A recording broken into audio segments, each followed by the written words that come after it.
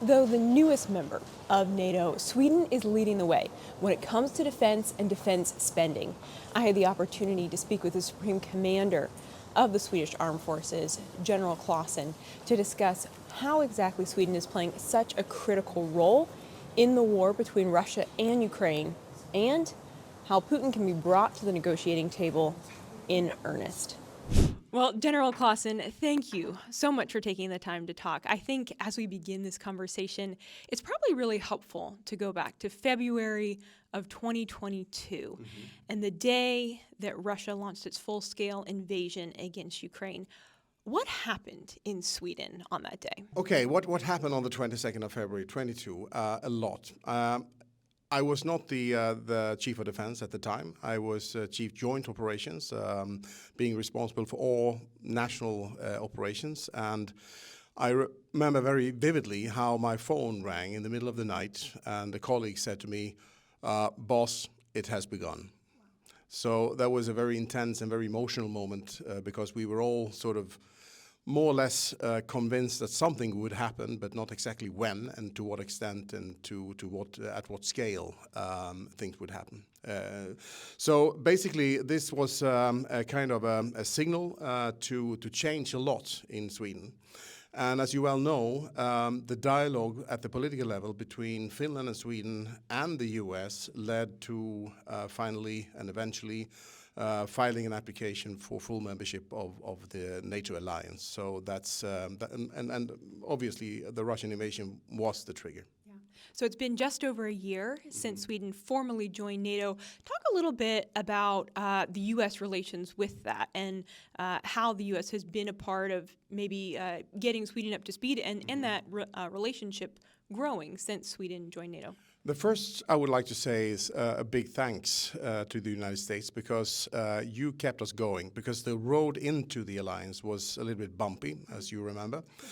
And I don't say this only to be polite. I really mean it. It is wholeheartedly big thanks to the U.S. for keeping the spirit up, the spirit of the Swedes, because it looked bad at a few moments or during the lengthy process, and eventually we got in, and the full moral support and also the quick ratification by the U.S. Congress of our application was a clear signal where the U.S. were standing, and that was bipartisan and very strong. So I really appreciate it, and the whole Swedish population appreciated it as well. And other than that, we have a long-standing military relationship and political relationship with the United States. So regardless of the NATO process, of course, we have cherished the relations. And I've personally been working quite hard and intense on building those relations in a 2.0 version, already from 2015, building on sort of the consequences in the security environment after the annexation, the Russian annexation of Crimea, but then of course reinforced through our membership in the alliance. Everything that we do is basically weighed and tested and discussed with U.S. allies in U.S. EUCOM. We now also have the Defense Cooperation Agreement bilaterally between our countries, and we have also joined the State Partnership Program with the U.S. National Guard, with the New York State National Guard as our partner. So all these things are building stones to a robust, strong, and healthy relationship. Wow, on every front, cooperation. I think it might be helpful just to, for a minute, discuss the geography. Right. Because obviously in the West, Russia's very, very far from us. Yeah. And it's over there. Yeah. But here it's a lot closer. Talk, if you would, a little bit just geographically, both about land distance and then also maritime. Yeah. It's always a discussion in NATO about being a frontline state or not. And technically, in the NATO context, we're not a frontline state. However, we are very close to Russia. And people tend to forget about the enclave, Kaliningrad, which is squeezed in between Poland and Lithuania. But the flying distance for a modern missile from Kaliningrad to some of our main naval and air force bases is about one and a half minutes. So it's really close. We have a system of islands in the Baltic Sea, which are also very close. We are talking about in kilometers, maybe 30, 35, 300 to 350 kilometers away from Swedish territory. And in terms of combat aircraft and so on and so forth, it's basically nothing. So the Baltic Sea is a pond. It's called a sea, but it's really a pond. So in that regard, I think we are pretty close. And also through our neighbors, the Baltic states and Finland, and the northern parts of Sweden is also some 300, 400 kilometers away from Russian territory. And in the northern part of Sweden, very close also to the Kola Peninsula, which is the home of the Northern Fleet, the Russian Northern Fleet. But it's also home of the Russian second strike capability in terms of nuclear capability. So basically, if you look at Sweden and put a triangle over us, we have, with a base to the south, we have vested interest in the waters leading out to the North Sea and the Atlantic, vested interest in the pond, in the Baltic Sea, but also a pointy part of us being directly in through the North Callot into the Arctic.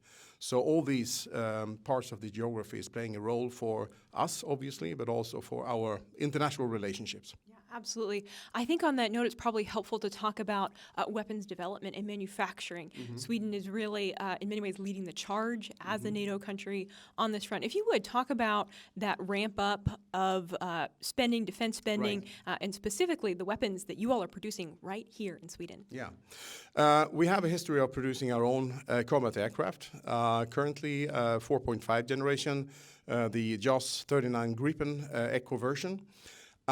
We produce our own combat vehicles, infantry fighting vehicles, the CV-90, very popular, and also in combat, literally, in Ukraine today, which is also an export success, I dare to say, and where we have really managed to ramp up production dramatically to make sure that we have a number, nearly 10 countries now buying the CV-90. And we're being really successful in that regard, definitely. The same goes for some of the Hägglunds bandwagons, the over snow type of vehicles, protected, unprotected in some versions. We also build our own submarines, optimized, of course, then for the pond, the Baltic Sea, because the water in the Baltic Sea is brackish.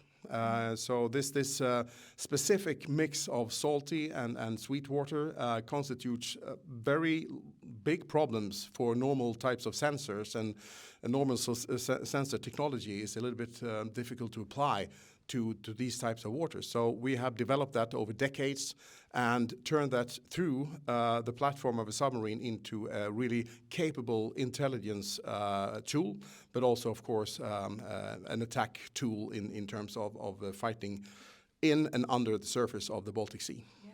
Wow. And you said exporting to about 90 countries? No, 9-10 countries. 9-10, excuse me. Okay, 9-10. Wow. So percentage-wise then, how many of those weapons are staying versus going, if you can share that information?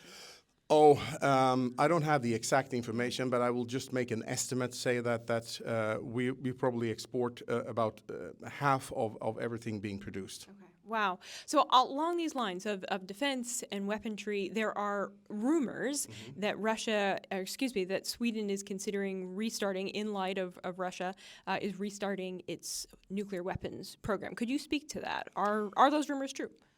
No, they're not. We had a nuclear weapons program that was terminated in the 1960s.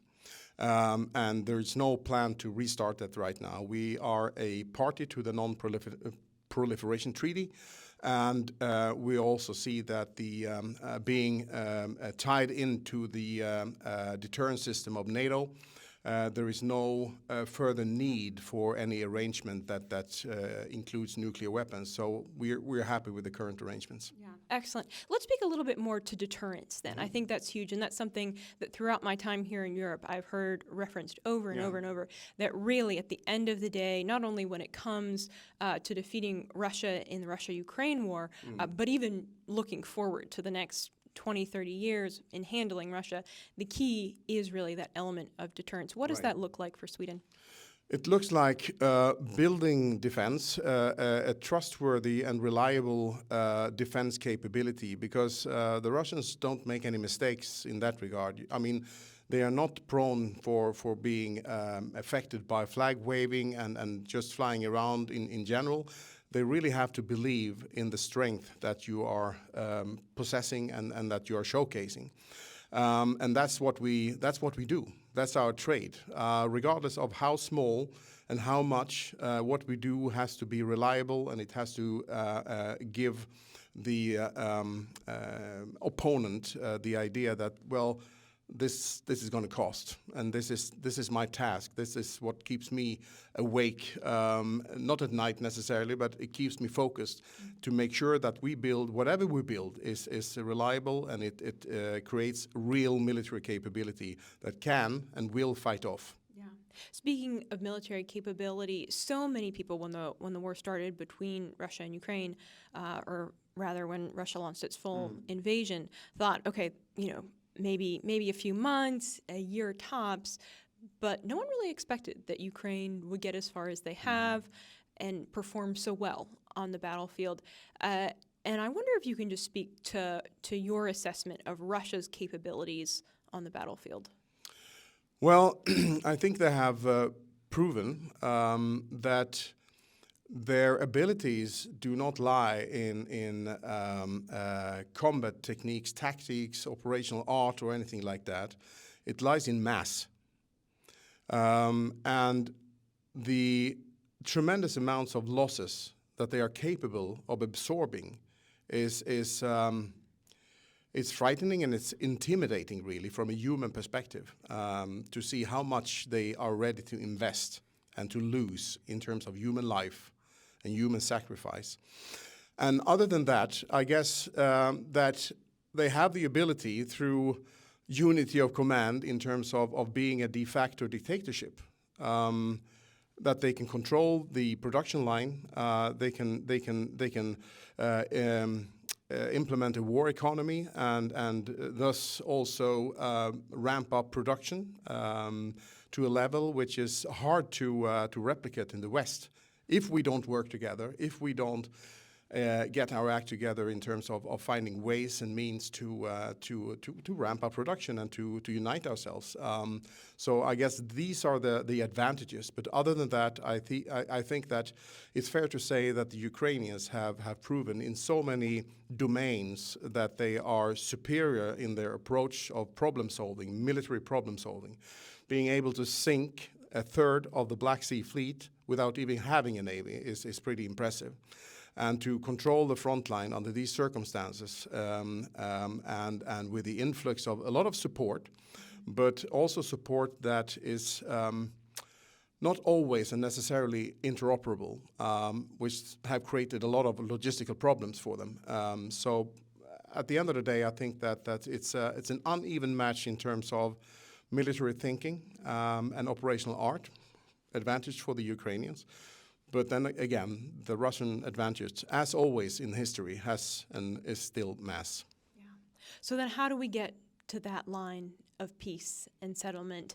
I have been having multiple conversations about this, and it's obvious. We all know it's going to take a lot of pressure because Putin has said in word, I want the war to end, but his actions are very different. So what does enough pressure look like in order to bring him to that negotiating table in earnest? Yeah. I think that President Trump has filed the expression peace through strength, and that really encompasses exactly what it is about. When Putin realizes that there is strength behind every measure, every mean that the West is undertaking, then he will come to the table. And he doesn't want a war with NATO. He doesn't want a war with the US, obviously, because what he respects is strength. Absolutely. Final question and final thoughts from you, but want to touch on just the future of U.S.-Sweden relations, Right. where you see that going, especially in light of, in America, Sweden is really being, even though you're the newest NATO member, is really being seen as a model for other NATO countries as you're going to meet those deadlines ahead of schedule on defense spending. And this is something that President Trump is, of course, very pleased to see. But talk a little bit about that relationship moving forward and what you would like to see from your friends in America. I think that the situation we have come to with the 5% spending target that we really supported in the at the Hague summit. And I think it's important also for the American viewers to know that all 8 parties of the Swedish parliament stood behind or stand behind this commitment. So the Prime Minister could go to The Hague with a very prominent support from the whole political spectrum, which is pretty unique nowadays, I would say. So that is a strong signal. And also a strong signal is that we understand and we hear the signal about burden sharing. And it's to our privilege that the US wants to engage more in the Indo-Pacific, because obviously without having the military outreach, the Indo-Pacific is as important to our security as a relatively small import and export depending country. So security in the Indo-Pacific is as important for us as it is for the US. Different scales, but nevertheless, that's that's the situation. And that's also why we appreciate the approach of building this relationship in a much more balanced way. Of course, we want and hope that the U.S. will remain a factor or on the European continent, obviously. But we also realize that we have to pitch in, take responsibility, and we want to be in the lead of that engagement. We want to be a role model for other allies in terms of both spending, but not only spending, but also providing and building real military capability. And taking our responsibility in terms of both Article 3 in the North Atlantic Treaty, but also sending a clear signal to our North American allies that we are ready to take our responsibility, and we continue to build on that relationship. I also think that especially Sweden and the other Nordic countries and the US will have a lot of common work to do in the Arctic in the future. The accessibility through the Arctic is increasing, and we will soon have not only Russians but also Chinese sailing in these waters for different reasons. And there is a lot of natural resources in that region that we all could profit from, but not only one single or a couple of nations with, let's say, less tempting methods. So that is also an area where I think we can find ways to cooperate a lot. Yeah, that's the next conversation we'll have. That's a big one. General Claesson, thank you for your time. Thank you so much.